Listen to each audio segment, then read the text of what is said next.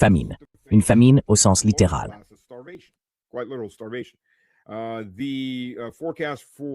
Les prévisions pour la récolte en Europe, hors Russie, pour cette année, c'est moins 40% par rapport à l'an dernier.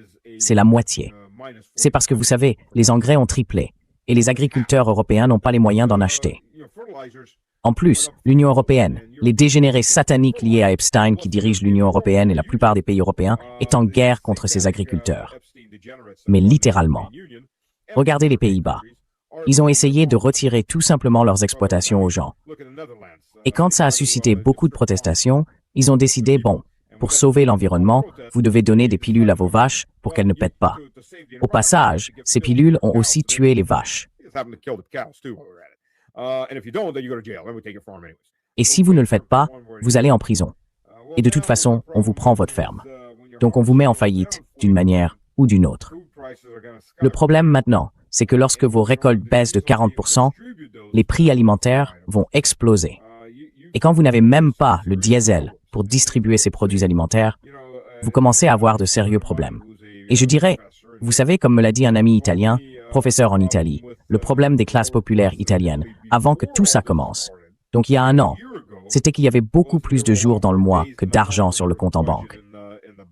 Dès la 4e semaine, les familles pauvres ne pouvaient plus se nourrir. Elles ne pouvaient pas faire durer l'argent. Et ça, c'était avant une forte hausse des prix alimentaires. Et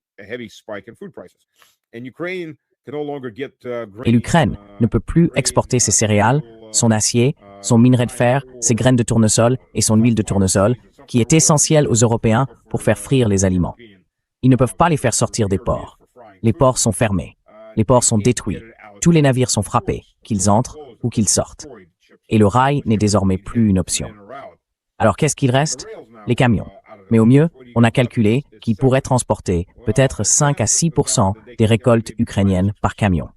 Parce que d'ailleurs, les stations-service sont elles aussi détruites, pour différentes raisons, mais elles le sont. Donc ça limite encore davantage les choses, et on ne peut pas évacuer ces marchandises. Donc maintenant, les Ukrainiens sont pratiquement foutus. Et la conséquence, c'est que toute l'Europe est foutue, à l'exception de la Russie.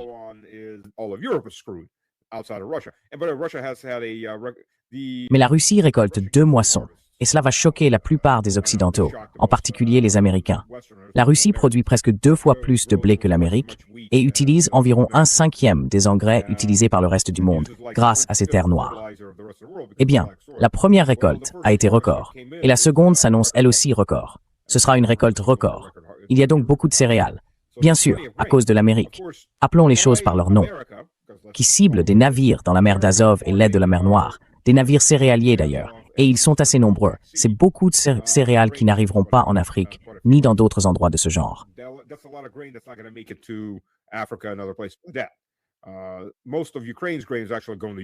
La majeure partie des céréales ukrainiennes va en réalité vers l'Europe. Une grande partie des céréales russes part vers des pays comme l'Égypte. L'Égypte dépend entièrement des céréales russes. Elles partent aussi vers des endroits comme l'Afrique.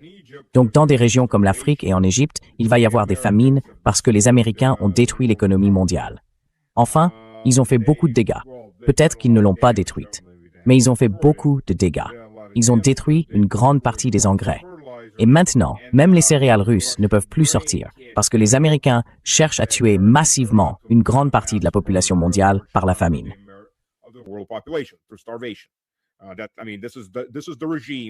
Je veux dire, c'est le régime psychopathe et cannibale qui siège à Washington. Et c'est à ça qu'on a affaire. L'Iran recevra du grain russe parce qu'il y a la mer Caspienne. C'est assez facile. La Chine recevra du grain russe parce que c'est juste de l'autre côté de la frontière.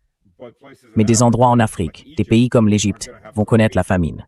Et ils n'ont réellement qu'un seul pays au monde à blâmer, parce que tous les autres sont des putes de l'Amérique ou d'Israël et font ce qu'on leur dit. Et les Américains, avec leur épouse, mari, propriétaire, vassal israélien, appelez ça comme vous voulez, ce cornet de glace qui se lèche lui-même, sont responsables de ce qui arrive très très bientôt.